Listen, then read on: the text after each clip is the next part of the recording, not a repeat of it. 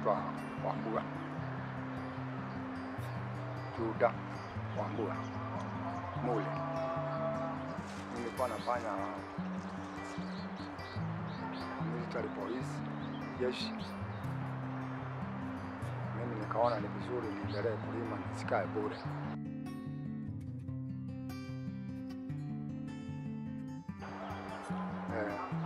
Mimi nilianza hapa pakiwa msitu kubwa, ambapo alikuwa na msitu kwa kuwa watu wa Railway wamenipatia nafasi nilime hapa, sababu msitu huo ulikuwa mkubwa sana.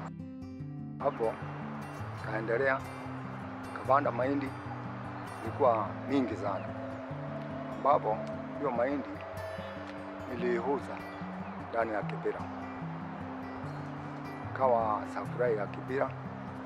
Ukiuza hiyo mapitu aina mingi, aina mboga, sukuma, nyanya, ina supply.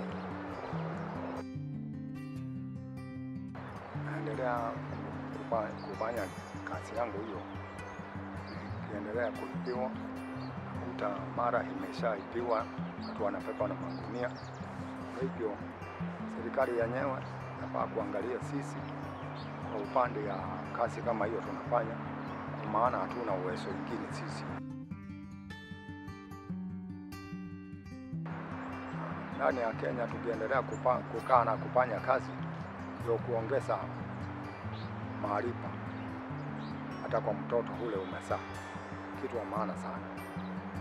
Hii ni kuelimisha mtoto, akienda mahali popote anafaa kufanya kazi.